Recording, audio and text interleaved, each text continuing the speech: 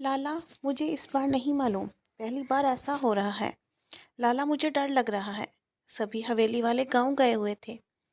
Exams کی وجہ سے روشا نہ جا سکی۔ آدھی رات اس کی طبیعت خراب ہوئی تو کچھ نشان دیکھ کر وہ ڈر گئی۔ اس کے رونے سے ارمغان کمرے میں آیا۔ اسے درد سے روتا دیکھ کر ہسپتال لے گیا۔ مسٹر ارمغان، جتنی جلدی ہو سکے ان کی شادی کر دیں۔ ان کی بیماری کا ایک ہی علاج ہے، انہیں شوہر کی ضرورت ہے۔ ارمغان اسے نکاح کر کے گھر لایا، مگر وہ رونے لگی۔ لالا بابا جان نکال لیں گے۔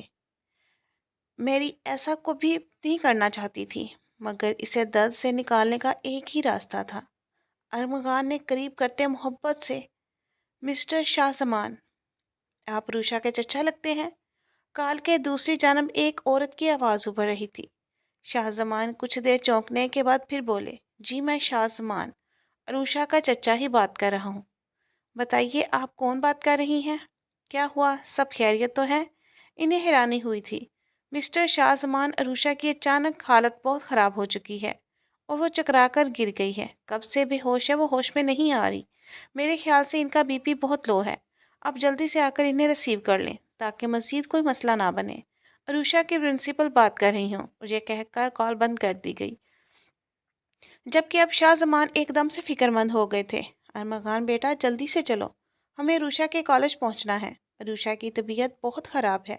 اس کی پرنسپل کی کال آئی تھی، وہ کہہ رہی تھی کہ وہ چکرا کر نیچے گر گئی ہے۔ جلدی چلو، کافی دیر سے وہ بے ہوش ہے اور ہوش میں نہیں آ رہی۔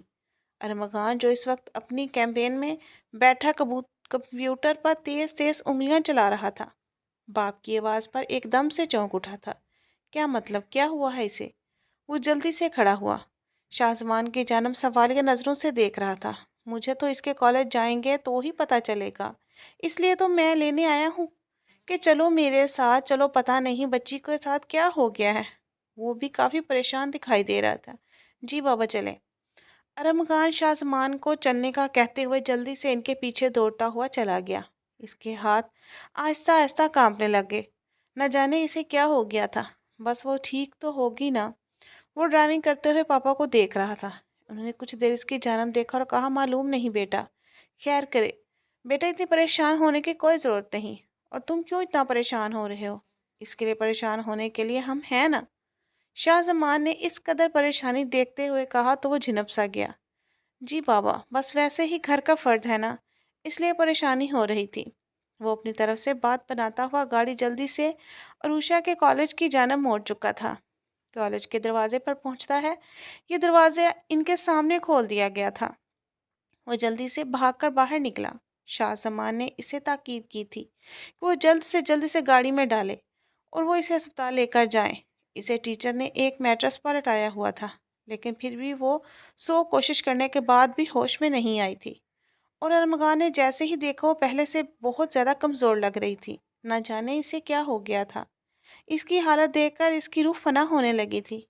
وہ جلدی سے اسے اٹھاتا ہوا گاڑی کی جانب لے گیا۔ شاہ زمان اس کے پیچھے پیچھے تھے۔ کیا ہو گیا ہے بیٹا روشا؟ روشا بیٹا آنکھیں کھولو، دیکھو میں آپ کا چچا جان بول رہا ہوں، دیکھو تو میں آپ کے پاس ہوں۔ اور اس کے چہرے پر تھپ تھپاہٹ کرتے ہوئے پچھلی سیٹ پر بیٹھے تھے، اسے بار بار ہوش میں لانے کی کوشش کر رہے تھے۔ ارمغان کے تو یوں لگتا تھا جیسے ہاتھوں کے طوطے ہی اڑ گئے تھے۔ وہ جلدی سے گاڑی ڈرائیو کرتا ہوا ہسپتال کی عمارت تک لے آیا تھا اور ایک بار پھر اسے اپنی باہوں میں اٹھاتا ہوا ہسپتال کے ایمرجنسی روم کی جانب لے گیا۔ حالانکہ اسٹریچر کے ان کے سامنے رکھ دیا گیا تھا، لیکن اس نے اسے اسٹریچر پر نہیں ڈالا تھا۔ شاہ زمان اور ارمغان کو دیکھتے ہوئے ڈاکٹر جلدی سے بھاگ کر ان کے مریض کی جانب آئے تھے، کیونکہ وہ ان دو لوگوں سے واقف تھے۔ اس نے جلدی سے اس مریض کے بیڈ پر لٹایا اور پھر کہا، ڈاکٹر صاحب جلدی سے چیک اپ کریں، اسے کیا ہو گیا ہے؟ 3 گھنٹے سے کہہ رہے ہیں کہ یہ ہوش میں نہیں آ رہی اور اسی طرح بے ہوش پڑی ہے۔ سب ٹھیک تو ہے نا؟ اور ارمغان اس کے ہاتھ ملتا ہوا ڈاکٹر سے کہنے لگا۔ یہاں پر ایک لیڈی ڈاکٹر اور ایک میل ڈاکٹر تھے۔ ان دونوں نے ان دونوں کو باہر نکالا، پھر اس کا چیک اپ کرنا شروع کر دیا۔ دیکھیے ارمان صاحب، آپ باہر جائیں، ہمیں آرام سے اس کا چیک اپ کرنے دیں، اس کے بعد ہی ہم بتا سکتے ہیں کہ آخر اصل مسئلہ کیا ہے۔ میل ڈاکٹر نے ارمغان کے کندھے پر ہاتھ رکھتے ہوئے کہا، تو ارمغان نے اپنے بابا کی جانب دیکھا۔ شاہ زمان نے بھی سے باہر آنے کا اشارہ دیا تو وہ جلدی سے باہر نکل گیا، لیکن اس کا دل زور زور سے دھڑک رہا تھا۔ شاہ زمان اس کی ہر ایک حرکت پر نظر رکھے ہوئے تھے۔ انہیں حیرانگی ہو رہی تھی کہ آخر ارمغان اس کی حالت پر اتنا پریشان کیوں ہو جا رہا ہے۔ دوسری طرف شاہ زمان خود بھی تو بہت پریشان تھے، نہ جانے بچی کے کیا ہو گیا ہے۔ اچانک ہی بیٹھے بٹھائے کیسے بے ہوشی طاری ہو گئی تھی کہ وہ ہوش میں ہی نہیں آ رہی تھی۔ بابا فکر نہ کریں، سب کچھ ٹھیک ہو جائے گا، ارمغان نے اپنے آپ پر قابو پاتے ہوئے شاہ زمان کو دلاسا دیا تھا۔ اس وقت تک عائشہ بیگم بھی یہاں پہنچ چکی تھی۔ عائشہ بیگم ارمغان کی والدہ اور شاہ زمان کی بیگم تھی، اور عروشہ ان کی سگی بیٹیوں کی طرح تھی۔ یا اللہ خیر، شاہ زمان صاحب کیا ہو گیا ہے معصوم سی بچی کو؟ ابھی صبح تو بالکل ٹھیک تھی، کالج گئی اور بالکل ٹھیک تھی، اچانک یہ کیا ہو گیا؟ اللہ خیر کرے۔ میری بچی کو نہ جانے کس کی نظر لگ گئی ہے۔ وہ پھولی ہوئی سانسوں کے ساتھ کس کی طرف بڑھتے ہوئے بولی۔ ان کی آنکھیں نم تھیں۔ امی سب کچھ ٹھیک ہو جائے گا، ڈاکٹر چیک اپ کر رہے ہیں۔ ارمغان خود کو نارمل رکھے ہوئے تھے، وہ نہیں چاہتا تھا کہ کوئی غلط خیال ان کے دلوں میں آئے۔ تبھی دونوں ڈاکٹر باہر نکلے، ان دونوں کے چہرے پر عجیب سا تاثر۔ ڈاکٹر صاحب، میری بچی کی طبیعت اب کیسی ہے؟ عائشہ بیگم جس نے لیڈی ڈاکٹر کو دیکھا تو جلدی سے بھاگتی ہوئی اس کی جانب بڑھی۔ آپ مسز شاہ زمان ہیں؟ آپ آئیے میرے ساتھ، اور آپ لوگ فکر نہ کریں، پریشانی والی کوئی بات نہیں ہے۔ آپ ذرا آئیں میرے ساتھ، مجھے آپ سے کچھ بات کرنی ہے۔ لیڈی ڈاکٹر عائشہ بیگم کو اپنے ساتھ لیتے ہوئے اپنے آفس کی جانب چل دی تھی، جبکہ میل ڈاکٹر نے شاہ زمان صاحب کے کندھے پر ہاتھ رکھتے ہوئے کہا، ہم نے چیک اپ کیا ہے، بظاہر تو وہ بالکل ٹھیک لگ رہی تھی، اور ان کے کچھ ٹیسٹ کروائے ہیں، ابھی رپورٹ آتی ہی ہوگی، اس کے بعد ہی کچھ حتمی طور پر آپ کو بتایا جائے گا۔ باقی ڈاکٹر نازیہ نے کچھ نوٹ کیا ہوگا تو وہ آپ کی بیگم کو بتا دے گی، فکر کی کوئی بات نہیں ہے، اللہ تعالیٰ سب کچھ ٹھیک کر دیں گے۔ یہ کہتے ہوئے ڈاکٹر صاحب آگے بڑھ گئے، جبکہ ارمغان اور شاہ زمان دونوں ہی ایک دوسرے کو دیکھتے رہ گئے۔ خدا خیر کرے، نہ جانے بیٹھے بٹھائے معصوم سی بچی کو کیا ہو گیا ہے۔ اب میں اپنے بھائیوں کو کیا جواب دوں گا؟ اگر ان کی بیٹی کو کچھ ہو گیا تو پہلی بار شاہ زمان کچھ زیادہ ہی فکر مند ہوتے ہوئے بولے تھے۔ ڈاکٹر نازیہ جس قدر جلدی میں عائشہ بیگم کو اپنے ساتھ اپنے آفس میں لے کر گئی تھی، کوئی معمولی بات نہیں لگ رہی تھی۔ وہ کافی پریشان تھی۔ بابا بالکل بھی پریشان نہ ہو، سب کچھ بالکل ٹھیک ہو جائے گا، ارمغان نے اپنے بابا کے کاندھے پر ہاتھ رکھتے ہوئے کہا، لیکن اس کا دل بھی زور زور سے دھڑک رہا تھا۔ لیکن جو بھی تھا، اس نے اپنے دل کو مضبوط کیا ہوا تھا۔ ابھی رپورٹس آتی ہی ہوں گی، رپورٹس کے آنے کے بعد ہی آپ کو حتمی طور پر کوئی بات بتا سکوں گی، لیکن فی الحال جو بات مجھے لگی وہ میں آپ سے چھپا نہیں چاہتی۔ آپ سب لوگ میری آنکھوں کے سامنے ہیں، اور میں جانتی ہوں کہ یہ بچی ان میرڈ ہے، ابھی معصوم بچی ہے، 19 سال کی عمر ہے، اور بہت اچھی لڑکی ہے، لیکن اس وقت جب میں نے اس کا چیک اپ کیا تو مجھے کچھ معلوم ہوا۔ آپ غور سے سنیے گا، اپنے آپ کو سنبھال کے سنیے، آپ کو بہت بڑا دھچکا لگ سکتا ہے۔ یہ بچی جہاں تک میرا تجربہ ہے مجھے پریگننٹ لگتی ہے، ڈاکٹر نازیہ نے رازداری سے عائشہ بیگم کے ہاتھ پر ہاتھ رکھتے ہوئے کہا تھا۔ وہ ان کی بہت پرانی ڈاکٹر تھی، انہیں اگر فیملی ڈاکٹر کہا جاتا تو شاید غلط نہ ہوگا، اس لیے وہ عائشہ بیگم کو علیحدگی میں ہی اس بات سے آگاہ کر رہی تھی۔ ارے نہیں ڈاکٹر صاحبہ، یہ آپ کیا کہہ رہی ہیں؟ وہ میری معصوم سی بچی ہے، اور وہ ایسی بالکل بھی نہیں ہے، آپ ایسا کیسے کہہ سکتی ہیں؟ نہیں نہیں نہیں، آپ کو ضرور کوئی غلط فہمی ہوئی ہوگی۔ عائشہ بیگم اس بات پر جیسے چونک اٹھی تھی، ان کے لیے اس پر یقین کرنا بالکل ناممکن تھا۔ دیکھیے، میں جانتی ہوں کہ آپ دونوں کے بچے بہت سمجھدار اور شریف ہیں، لیکن دیکھیے، عروشہ کالج پڑھتی ہے اور روز روز نئے نئے لوگوں سے پالا پڑتا ہے۔ میرا ایسے بالکل بھی مطلب نہیں کہ یہ سراسر اس کی غلطی ہے، یا پھر آپ کے گھر والے میں اس کے ساتھ ایسا کچھ ہوا ہے۔ میرا ایسا بالکل بھی ارادہ نہیں، میں بس آپ کو آگاہ کرنا چاہ رہی ہوں۔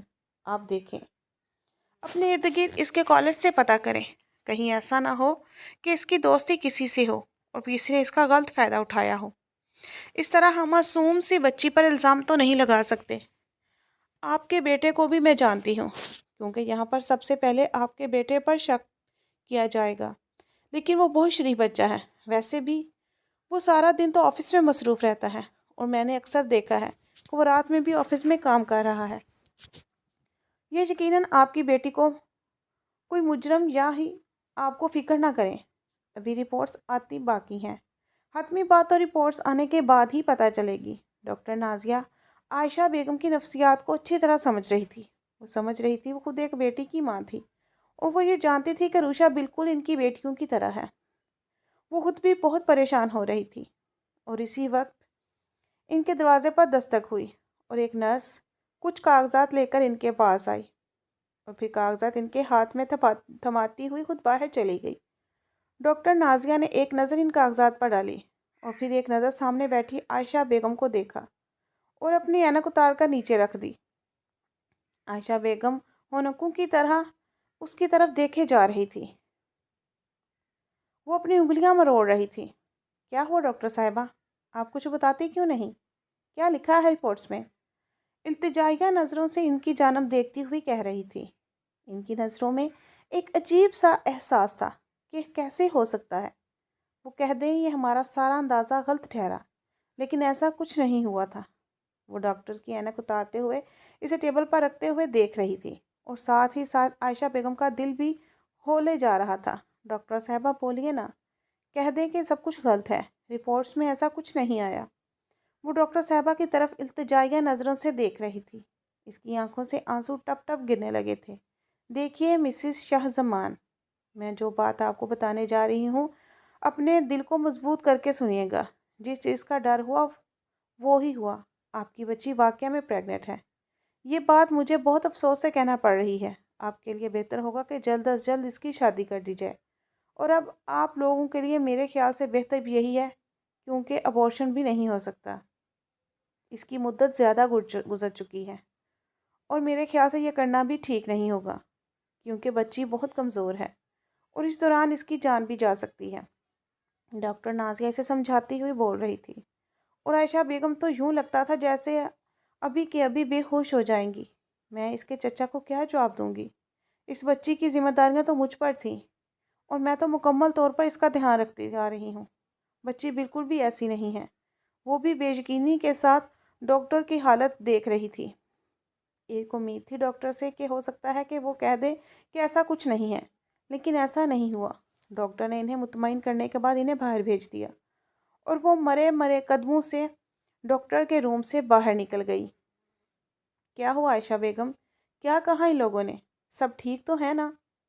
शाहजमान ने आयशा बेगम को आते हुए देखा तो जल्दी से भागते हुए इनके पास पहुंचे थे।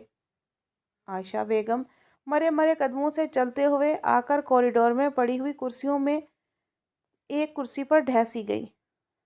इसकी ये हालत देखकर शाहजमान तो क्या अरमगान भी जल्दी से इनकी जानब बढ़ रहे थे। क्या हुआ अम्मी? सब ठीक तो है ना? वो दोनों हैरत में मुब्तला इसकी जानब देख रहे थे। इससे पहले कि आयशा बेगम कोई बात करती, पीछे से एक नर्स की आवाज़ आई, आपके मरीज़ को होश आ गया है, अब आप अपने मरीज़ से मिल सकते हैं। ये कहते हुए नर्स वहाँ से चली गई। वो दोनों भागते हुए इसके पास पहुँचे थे। इसकी हालत काफ़ी ख़राब लग रही थी। डॉक्टर ने कहा था कि कुछ दवाइयाँ इन्हें दे रहे हैं, इसके बाद आप लोग इसे लेकर जा सकते हैं। लेकिन आयशा बेगम इससे मिलने नहीं आई थी। वो वहीं कॉरिडोर में कुर्सी पर बैठी सकते की हालत में सोचों में गुम थी। सभी लोग अस्पताल से अरूषा को लेने के बाद घर की जानब वापस आए थे। वो दोनों अभी आयशा बेगम की जानब हैरानी से देख रहे थे। वो खामोशी से बैठी थी। इन्होंने एक लम्हे के लिए भी अरूषा को नहीं देखा था। वो क्या सोच रही थी कि सोच में गुम थी। इन्हें अरूषा का पता ही ना चल सका। तकरीबन आधे घंटे के बाद वो घर पहुंचे। अरूषा को ड्राइंग रूम में पड़े सोफे पर बिठा दिया गया। मुलाजमा के हाथ से दूध का गिलास और बिस्कुट मंगवाए गए जो इसे खिलाए गए। डॉक्टर ने इसे आराम करने का कहा था, इसीलिए इसे खिलाने पिलाने के बाद इसके कमरे में आराम करने के लिए भेज दिया गया। जबकि वो दोनों आयशा बेगम के साथ खड़े, आखिर मसला क्या था? अम्मी जान, आप क्यों कुछ नहीं बता रही? आखिर डॉक्टर नाज़िया ने आपसे क्या बात की थी और फिर आप इसके बाद आप बिल्कुल खामोश हो गई हैं? अरमगान ने पहली बार अपनी माँ से पूछा था। अस्पताल से यहाँ तक आने का तमाम रास्ता वो चुप रही थी। दूसरी तरफ شاہ زمان بھی عائشہ بیگم کی طرف متوجہ ہوتے ہوئے کہنے لگے، آخر ڈاکٹر نے ایسی کیا بات بتائی ہے جو آپ اس قدر خاموش ہو گئی ہیں؟ ایک بار بھی بچی کی طرف آپ نے دیکھا نہیں، کیا سوچ رہی تھی؟ وہ آپ تو ان کی فکر کرتے کرتے نہیں تھکتی تھی، اب کیا ہو گیا ہے؟ شاہ زمان نے پہلی بار پوچھا تھا۔ کچھ دیر وہ دونوں کو دیکھتی رہی، پھر نم آنکھوں لیے اپنے بیگ سے کاغذ نکالا اور پھر ارمغان کی جانب بڑھا دیا۔ ارمغان جو حیرت سے ان کی طرف دیکھ رہا تھا کہنے لگا، آخر کیا ہے اس میں؟ آپ ہمیں کچھ بتا کیوں نہیں رہی؟ دیکھ لو اس میں جو بھی ہے، میں کیا بتاؤں؟ مجھ میں بولنے کی ہمت نہیں، میرے پاس بولنے کے لیے اوقات نہیں رہی، میں تو بس نام کی ماں رہ گئی ہوں۔ میں نے ہمیشہ یہی کوشش کی تھی کہ اس کی ماں بن کر اسے ہر غم سے بچاتی آئی ہوں، لیکن اس نے ہمارے ساتھ کیا کیا؟ ایسا بھی کیا ہوگا؟ آخر تجھے کہتے ہوئے ارمغان جیسے ہی وہ کاغذ کھولا تو اس کی حیرت کی انتہا نہ رہی۔ اس سے پہلے کہ وہ کچھ کہتا، شاہ زمانے سے جلدی سے وہ کاغذ چھینا تھا، اور پھر دیکھتے ہی دیکھتے وہ بھڑک اٹھے تھے۔ کیا مذاق ہے؟ لا حول ولا قوت! ہمارے بچے ایسے نہیں ہیں۔ اگر ہمارے بچے ایسے نہیں ہیں تو پھر یہ رپورٹس کیا ہیں؟ اگر ہماری بچی ٹھیک ہوتی تو اس کے ساتھ یہ سب کیوں ہوتا؟ کیوں اس کے بارے میں رپورٹس میں یہ سب بتایا گیا؟ عائشہ بیگم پھٹ پڑی تھی۔ وہ نہیں جانتے تھے۔ دروازے کے پیچھے کھڑی روشا یہ سب کچھ سن رہی تھی۔ وہ آہستگی سے آگے بڑھی۔ کیا ہوا چچا جان؟ سب ٹھیک تو ہے نا؟ ایسا بھی کیا آیا ہے میری رپورٹس میں؟ وہ جلدی سے آگے بڑھتی ہوئی اس کاغذ کو تھام گئی تھی، اور جیسے ہی اس نے وہ کاغذ کھول کر دیکھا وہ نیچے گرتی چلی گئی۔ ارمغان جلدی سے اس کی جانب بڑھا۔ کوئی ضرورت نہیں ہے اسے تھامنے کی، اس سے ہماری عزت کی دھجیاں اڑا دی ہیں، عائشہ بیگم بولی۔ تو روشا نے بے یقینی سے اس کی جانب دیکھا۔ چچی جان، ایسا کچھ نہیں ہے جیسا آپ سوچ رہی ہیں، خدا کے لیے میرا یقین کریں۔ وہ روتے ہوئے چلائی تھی۔ اگر تمہارا ان سب میں کوئی قصور نہیں ہے تو پھر یہ رپورٹس کیا کہہ رہی ہیں؟ ان کے گھر میں پہلی بار کھلبلی سی مچی تھی۔ عائشہ بیگم کی آنکھوں میں آنسو آ گئے تھے، اور شاہ زمان اپنا سر دونوں ہاتھوں میں تھامے صوفے پر بیٹھے تھے۔ ارمغان نہ سمجھی کی حالت میں کبھی ان دونوں کو دیکھتا اور کبھی روتی بلکتی ہوئی اس لڑکی کی جانب دیکھتا جو اس وقت ذلت کے تصویر بنی ہوئی بیٹھی تھی۔ اگر یہ سب کچھ غلط ہے تو پھر تم بتاؤ سچ کیا ہے؟ ہماری نظروں میں دھول جھونک کر تم کس کے ساتھ یہ سب کچھ کرتی رہی ہو؟ بتاؤ، ہم تمہارے ماں باپ کو کیا جواب دیں گے؟ تم جہاں پڑھنے آئی تھی نا، تو کیا کام کر بیٹھی؟ عائشہ بیگم اسے غصے سے پوچھ رہی تھی، اور اسی وقت ارمغان آگے بڑھا۔ امی کچھ نہ کہیں، اسے کوئی قصور نہیں ہے۔ اس کا ارمغان پہلی بار اس کے حق میں بولا تھا۔ اگر اس کا کوئی قصور نہیں ہے تو بتاؤ یہ کیا ہے؟ سب کس کے ساتھ کیا؟ اس نے منہ کالا۔ ہم پر بہت بڑی ذمہ داری آئی تھی ارمغان، اور ہماری ذمہ داری ہم نے کیسے نبھائی؟ سوال ہم پر اٹھیں گے۔ ہم نے تو اسے بیٹی کا مان دیا، سگی بیٹی سے زیادہ چاہا، ہم نے اسے اور کچھ نہ دیکھا، لیکن اس کا خیال رکھا، لیکن نتیجہ کیا نکلا؟ ہم کیا منہ دکھائیں گے اس کے والدین کو؟ عائشہ بیگم پھٹ پڑی تھی، جبکہ شاہ زمان صاحب اپنے دونوں ہاتھوں پر سر رکھے پریشان بیٹھے تھے۔ میں بتا رہا ہوں نا، اس کا کوئی قصور نہیں ہے، سارے کا سارا قصور میرا ہے۔ یہ بچہ کسی اور کا نہیں، میرا ہے۔ اب کے بار وہ بولا تھا۔ شاہ زمان اور عائشہ بیگم کے چونکنے کی باری تھی۔ کیا بکواس کر رہے ہو تم؟ ارمغان شاہ زمان چونک کر اٹھے تھے۔ میں صحیح کہہ رہا ہوں بابا، میں اس سے نکاح کر چکا ہوں، اور اس میں اس کا کوئی قصور نہیں ہے۔ جو بھی قصور ہے وہ میرا ہے، ٹھیک ہے؟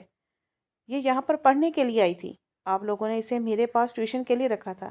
جب مجھے پتہ چلا یہ کسی اور کے ساتھ منسوب ہے تو میں نے اسے اپنانے کا منصوبہ بنایا تھا۔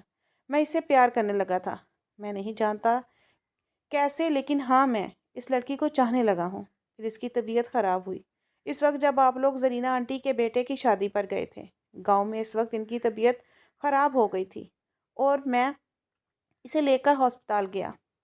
تب ڈاکٹر سمینا نے مجھے بتایا کہ ان کی شادی کر دینی بہتر ہوگی، کیونکہ انہیں کوئی ایسی بیماری تھی جس میں اگر فوری طور پر ان کی شادی نہ کی جاتی تو شاید یہ مر جاتی، اور آپ لوگ یہاں نہیں تھے، اور ویسے بھی مجھے اپنی خواہش پوری کرنے کا مکمل طور پر موقع مل گیا تھا۔ میرے لیے اس سے بہترین موقع اور کوئی نہیں تھا، اس لیے میں نے جو مناسب سمجھا وہ کیا۔ میں نے اسی وقت اس سے نکاح کیا، اور پھر تب سے یہ میری بیوی ہے۔ اور رہی بات اس بچے کی، تو ہاں، میں اسے ازدواجی تعلق بھی قائم کر چکا ہوں، اور اس میں اس کا کوئی قصور نہیں ہے۔ یہ تو روتی رہی اور مجھ سے یہی کہتی رہی کہ ایسا نہ کریں، گھر والوں کی مرضی کے ساتھ سب کچھ ہو، لیکن اس کی جان بچانا میرا فرض تھا۔ وہ پھٹ پڑا تھا اور اس کی اس بات پر سبھی لوگ حیرانگی سے اسے دیکھ رہے تھے۔ اور جب اب اس کے والد ہم سے پوچھیں گے تو ہم کیا کہیں گے؟ اتنا بڑا فیصلہ تم لوگوں نے اچانک اکیلے کیسے لیا؟ تمہیں شرم آنی چاہیے۔ ارمغان، تم نے ہمارے بھروسے کا خون کیا ہے۔ کیسے میں یہ بات اپنے بھائی کو بتاؤں گا؟ ساری دنیا کے سامنے تو یہ لڑکی ابھی کنواری ہی ہے، تو تم نے کسی کا نہیں چھوڑا۔ اگر تو یہ بات مجھے بتا دیتا تو کیا آفت پڑ جاتی؟ تمہاری مدد ہی کر دیتا نا، یہ سب کرنے کی کیا ضرورت تھی؟ شاہ زمان آپے سے باہر ہو رہے تھے اور تم نے بھی خاموشی سے اس کا ساتھ دیا۔ ان کی سمجھ میں کچھ نہیں آیا۔ وہ بولے جا رہے تھے، بابا میری بات سنیں، ایسا کچھ نہیں ہے جیسا آپ سوچ رہے ہیں۔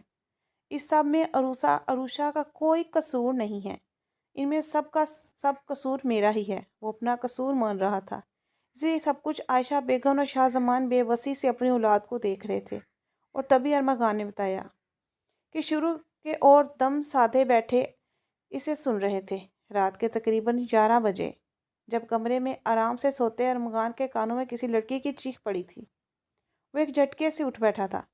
کچھ دیر تک معاملہ سمجھنے کے لیے وہ چیخوں سے غور سمجھتا رہا، پھر کچھ سمجھتے ہوئے جلدی سے اٹھا اور بنا جوتے پہنے باہر کی جانب دوڑ لگا دی۔ وہ کمرے سے باہر آیا، ایک بار پھر سے رک گیا۔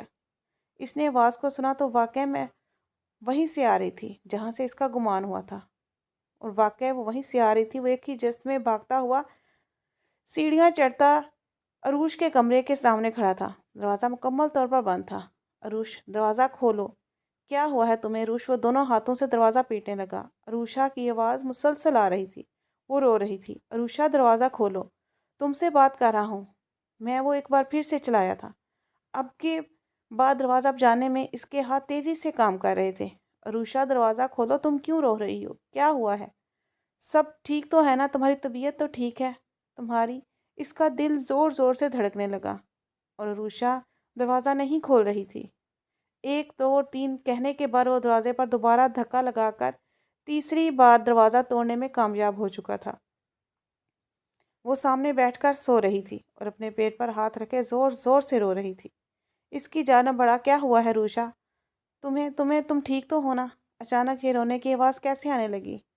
تمہارے کمرے سے گھر میں کوئی موجود نہیں تھا، سب لوگ گاؤں حویلی میں گئے ہوئے تھے۔ یہاں کی حویلی اس وقت مکمل طور پر اکیلی تھی۔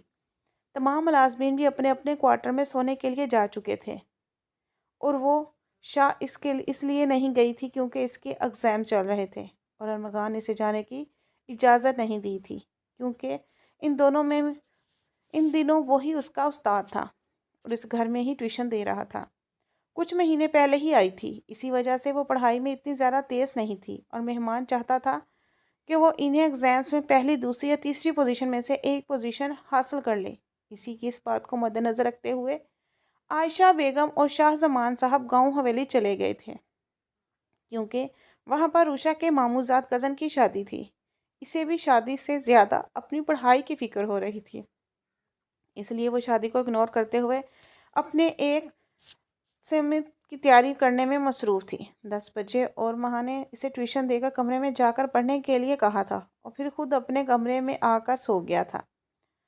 ٹھیک 1 گھنٹے بعد اس کی آنکھ اس شوہر سے کھلی اور وہ بھاگتا ہوا یہاں تک آیا تھا۔ وہ شاہ کی کتابیں بیڈ پر پڑی تھیں۔ وہ بیٹھ گیا، ایک سائڈ پر اپنے پیٹ پکڑے زور زور سے رو رہی تھی۔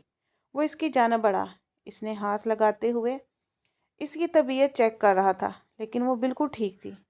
پھر کیوں وہ ایسے رو رہی تھی؟ وہ کسی بھی بات کا جواب نہیں دے رہی تھی، اور پھر دیکھتے ہی دیکھتے وہ بے ہوش ہو چکی تھی۔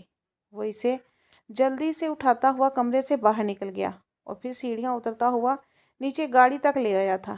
وہ جلدی سے گاڑی میں لیٹا گاڑی کو ہسپتال کی جانب بھاگ چلا تھا۔ اس وقت ہسپتال کی عمارت کے سامنے کھڑا تھا۔ ہسپتال کی عمارت ابھی بھی جاگ رہی تھی، یہاں پر مریضوں کا تانتا بندھا ہوا تھا۔ وہ اسے ایک بار پھر سے اپنی باہوں میں بھرتا ہاسپٹل کی عمارت میں داخل ہو چکا تھا۔ اسے یوں کسی کو اٹھائے ہوئے دیکھتے نرس نے جلدی سے اسٹریچر منگوایا اور اس پر عروشہ کو ڈالتے ہوئے وہ ایمرجنسی روم کی جانب بڑھ گئی۔ وہ باہر کوریڈور میں ٹہلنے لگا تھا۔ وہ کسی کو بھی اس بارے میں اطلاع نہیں دینا چاہتا تھا، نہ جانے اسے کیا ہو گیا تھا۔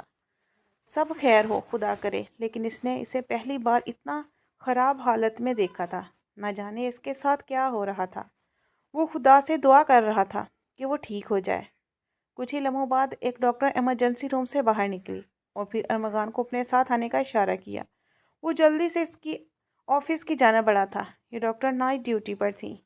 دن کی ڈیوٹی پر اس نے اکثر تک نازیہ کو دیکھا تھا، لیکن اب تو کوئی ڈاکٹر تھی۔ خیر، اس نے سوالیہ نظروں سے اس ڈاکٹر کی جانب دیکھا۔ کیا ہوا ڈاکٹر صاحبہ، سب ٹھیک تو ہے؟ کیسی ہے اب وہ، اور اسے کیا ہوا ہے؟ وہ دھڑکتے دل کے ساتھ اس کی بیماری کے بارے میں پوچھ رہا تھا۔ یہاں پر وہ اکیلا تھا اور اسے سنبھلنا مشکل ہو رہا تھا۔ اسے سمجھ نہیں آ رہی تھی کہ وہ گاؤں خبر کرے یا نہیں، اور تبھی ڈاکٹر نے جو اسے بتایا وہ اس کے کانوں میں ابلے ہوئے سیسے کی طرح پڑا تھا۔ دیکھیے مسٹر ارمغان، بات کچھ یوں ہے کہ پیشنٹ کی حالت بہت خراب ہو چکی ہے اور اس کا صرف ایک ہی حل ہے۔ اگر آپ اس کی شادی کر دیں تو ہو سکتا ہے کہ یہ ٹھیک ہو جائے۔ اس کی یہ بیماری کوئی اتنی بڑی نہیں ہے، لیکن جو تکلیف انہیں ہو رہی ہے یہ کسی بھی اتنی عمر کی بچیوں کو نہیں ہوتی۔ یہ گرلز پرابلم ہے، آپ سمجھ رہے ہوں گے۔ امید کرتی ہوں اور میرا مشورہ ہے کہ آپ اگر ان کے خیر چاہتے ہیں تو ان کا نکاح کر دیں۔ ان کی شادی اس مسئلے کا بنیادی حل ہے۔ ڈاکٹر یہ بات کہتے خاموش ہو گئی، جبکہ ارمغان گہری سوچ میں ڈوب گیا۔ کچھ دیر خاموش رہنے کے بعد وہ ان سے اجازت چاہتا ہوا کمرے سے باہر نکلا۔ اس کا چہرہ اب سنجیدہ تھا۔ اس نے اپنے موبائل پر نمبر ملایا اور پھر اس روم کی جانب بڑھ گیا جہاں پر عروشہ کو رکھا گیا تھا۔ ہوش میں آ چکی تھی۔ کیسی ہو عروشہ، اور یہ بتاؤ کہ یہ بیماری تمہیں کب سے ہے؟ تم ٹھیک تو ہو، اور کب سے تمہارے ساتھ یہ مسئلہ ہو رہا ہے؟ اس نے اس سے پوچھا تو وہ حیران ہوئی تھی۔ مجھے نہیں پتا لالا، یہ پہلی بار ہوا ہے، اور پھر وہ خاموش ہو گئی تھی۔ ٹھیک ہے، تم چلو میرے ساتھ، یہ کہتا ہوا اس کا ہاتھ پکڑتا ہوا کمرے سے باہر نکل گیا تھا، اور پھر اس کے بعد اس کا رخ اپنے گھر کی جانب نہیں کسی اور جانب تھا۔ وہ اپنے دوست کے گھر پر آیا تھا جہاں پر نکاح کے بارے میں سبھی انتظامات کیے گئے تھے۔ یہ کیا ہو رہا ہے لالا، مجھے کچھ سمجھ نہیں آ رہی۔ وہ اسے اکثر لالا ہی کہتی تھی کیونکہ اس کے گاؤں میں بڑے بھائی کو لالا کہتے ہیں، اور یہاں آنے کے بعد بھی اسے ارمغان سے بڑے بھائی کی طرح ہی لگتا تھا۔ اس وجہ سے وہ اسے لالا ہی کہتی تھی۔ خاموش رہو، جتنا کہا ہے اتنا کرتی جاؤ۔ یہ کہتا ہوا وہ اسے نکاح کرنے کی تاکید کر کیا تھا۔ مولوی صاحب نے نکاح پڑھانا شروع کیا اور پھر دیکھتے ہی دیکھتے ان دونوں کا نکاح ہو گیا۔ اب بھی وہ حیران تھی۔ لالا، یہ سب کیا ہے؟ بابا میری جان لے لیں گے۔ میں یہاں پر پڑھنے آئی تھی، اور اب یہ کیا کر رہے ہیں؟ آپ نے میرے ساتھ نکاح کیوں کیا؟ فروتی جا رہی تھی، لیکن ارمغان نے اس کی بات نہیں سنی تھی۔ وہ اسے اسپتال سے سیدھا اپنے کمرے میں لایا تھا، اور اب پہلے بہت بہتر تھی، مگر پھر بھی اسے کچھ سمجھ نہیں آ رہی تھی۔ ڈاکٹر نے اسے کچھ دوائی دی تھی، جن دواؤں کے زیر اثر وہ ٹھیک ہو چکی تھی، لیکن اسے یہ سمجھ نہیں آ رہی تھی کہ ارمغان نے اس سے آخر نکاح کیوں کیا تھا۔ وہ یہ سوچ سوچ کر پاگل ہوئے جا رہی تھی۔ اگر اس کے گھر والوں کو اس بارے میں علم ہو گیا تو کچھ بھی ٹھیک نہیں ہوگا۔ وہ رو رہی تھی۔ وہ اب بھی اسے لالا کہہ رہی تھی، لیکن اب وہ کہاں سننے والا تھا۔ میں نہیں جانتی لالا یہ سب کیا ہوا ہے، لیکن یہ سب کچھ پہلی بار ہوا ہے۔ اب پلیز مجھے بخش دیں، اب ایسا نہ کریں، ابھی بھی وقت ہے۔ پھر سب کو بتا دیں کہ آپ نے میرے ساتھ نکاح کر لیا ہے، ورنہ بابا میری جان لے لیں گے۔ وہ رو رو کر کہہ رہی تھی، مگر وہ شخص باز نہیں آیا۔ وہ اسے کمر سے پکڑتا محبت پاش نظروں سے دیکھ رہا تھا۔ وہ حیران ہو رہی تھی۔ نہ جانے ارمغان کو آج کیا ہو گیا تھا۔ اس کا ایک آنسو دائیں آنکھ سے نکلا اور گال پر پھسل گیا۔ خبردار، اگر دوبارہ ایک بھی آنسو تمہاری آنکھ سے نکلا، اور اب تم اور میں میاں بیوی ہیں، تو اب تم میرا ہر حکم ہر چیز سے اوپر جانو گی، سمجھی؟ اور اچھے بچے کی طرح اب یہ بات بھی کسی کو نہیں بتانی کہ اب میں تمہارا لالا نہیں، سمجھی؟ دیکھو، ابھی جو تمہیں تکلیف ہوئی ہے نا، وہ اس لیے کہ آپ کے ہسبینڈ نہیں ہیں، تو ڈاکٹر صاحبہ نے کہا ہے کہ میں آپ کا شوہر بن جاؤں، تو آپ کو دوبارہ وہ تکلیف نہیں ہوگی، اور کسی کو پتہ بھی نہیں چلے گا۔ اور اگر آپ کسی کو نہیں بتاؤ گی تو میں روز آپ کو اچھے سے پڑھاؤں گا، اور آپ کو ہر بات مانوں گا، چاکلیٹ بھی لا کر دوں گا۔ وہ ان سے چھوٹی تھی اور ناسمجھ بھی، اس لیے اس کی باتوں سے اکثر بہل جاتی تھی، اور اب بھی سوچ کر مسکرا رہی تھی کہ وہ روزانہ اسے چاکلیٹس دیں گا، ٹھیک ہے، میں کسی کو نہیں بتاؤں گی، وہ مسکراتے ہوئے کہہ رہی تھی، اور پھر وہ موقع کی نزاکت کو سمجھتے ہوئے اس کے قریب اپنا چہرہ لاتے ہوئے کہنے لگا، میں آپ کے ساتھ جو بھی کروں گا کسی کو نہیں بتاؤ گے اور کچھ بھی نہیں کہیں گی، ٹھیک ہے؟ بس خاموش ہو جائے، اب آگے میرا کام ہے، آپ کو دوبارہ وہ تکلیف نہیں ہوگی، ٹھیک ہے؟ ان سے پیار میں کہتا ہوا وہ آہستگی سے اس کی گردن پر جھکا تھا۔ وہ روکنا چاہتی تھی، مگر مگر اب ارمغان کہاں رکنے والا تھا۔ وہ دھیرے دھیرے اپنا کام کر رہا تھا اور وہ اس کے چھونے پر نیند کی آغوش میں چلی گئی تھی۔ یہ ان کی محبت کی شروعات تھی۔ دوسرے دن وہ جاتی تو ارمغان کے بستر پر تھی۔ وہ مسکراتے ہوئے اسے دیکھ رہا تھا۔ ارمغان کے لیے ایک حسین صبح تھی۔ وہ آنکھیں کھولے اسے دیکھ رہی تھی۔ اور آپ نے سمجھا تھا، تمہیں یاد ہے نا؟ وہ مسکراتے ہوئے اس کے چہرے پر پڑے بالوں کو پیچھے کرتے ہوئے کہہ رہا تھا۔ وہ اس کے اندر اور اپنے درمیان ہونے والی تمام باتیں اب تک بھول چکی تھی۔ وہ اب یہ حیران ہو رہی تھی کہ وہ اس کے کمرے میں کیسے آئی تھی، لیکن اگلے علم میں اسے سب یاد آ گیا۔ اس نے گھڑی پر وقت دیکھا تو 9:30 بج رہے تھے۔ میں کالج سے لیٹ ہو گئی ہوں۔ وہ جلدی سے پھر سے اترنے لگی، لیکن اس نے اس کا ہاتھ پکڑ لیا۔ کوئی بات نہیں، میں نے خود سے کہا تم نہ جاؤ، کیونکہ آج تمہارا پیپر نہیں تھا، تمہارا پیپر کل ہونا تھا، تو آج تمہارا ہم کر لو۔ اپنے کمرے میں جا کر ماما بابا سے آ رہے ہیں، کسی کو اس بارے میں کچھ نہیں معلوم ہونا چاہیے۔ وہ ایک بار پھر سے یاد کروا گیا تھا، اور وہ اس بات پر سر ہلاتی ہوئی وہاں سے اٹھ گئی تھی۔ میں آپ سب لوگوں کے سامنے بیٹھ کر اس بات کا اعتراف کرتا ہوں کہ سب کا ذمہ دار صرف اور صرف میں تھا، کیونکہ اس میں روشا کی کوئی مرضی شامل نہیں تھی، اور میں نے اسے بچوں کی طرح ٹریٹ کرتے ہوئے اس چیز کے لیے مدد کی تھی۔ جب بھی اسے پڑھانے کے لیے کوشش کرتا تھا، میں اسے پڑھانے سے زیادہ اس کے حسن کی جانب زیادہ کھنچا چلا جاتا، اور آہستہ آہستہ مجھے اس سے محبت ہونے لگی تھی، اور یہ میں خود بھی نہیں جانتا تھا۔ اور اس وقت جب آپ لوگ سب کے سب گاؤں گئے ہوئے تھے اور پیچھے سے اس کی طبیعت خراب ہونے لگی، تو پھر میں اسے اٹھا کر ہاسپٹل لے گیا تھا۔ اسی وقت ڈاکٹر نے مجھے یہی مشورہ دیا تھا، میں بھی اسی کا ساتھ نکاح کر لوں، اس کے علاوہ اس کے علاج اور کوئی نہیں ہے۔ پھر اس بات کو مد نظر رکھتے ہوئے میں نے آپ لوگوں کو سوچا آپ لوگوں کو بتا دوں، لیکن پھر مجھے اس بات کا علم ہوا کہ آپ سب نے تو اس کا رشتہ کہیں اور طے کر رکھا تھا، اور میں یہ بالکل بھی برداشت نہیں کر سکتا تھا کہ اسے میرے علاوہ کوئی اور ہاتھ بھی لگائے، بھلے یہ مجھ سے بہت چھوٹی تھی، لیکن میں پھر بھی اس کی محبت میں گرفتار ہو چکا تھا، اور میں نہیں چاہتا تھا کہ وہ کسی اور کے سرپرستی میں جائے۔ اسی لیے میں نے اس سے نکاح کرنے کا فیصلہ کیا۔ یہ مجھے انکار کرتی رہی، لیکن پھر بھی اس کے باوجود میں نے اس سے نکاح کر لیا۔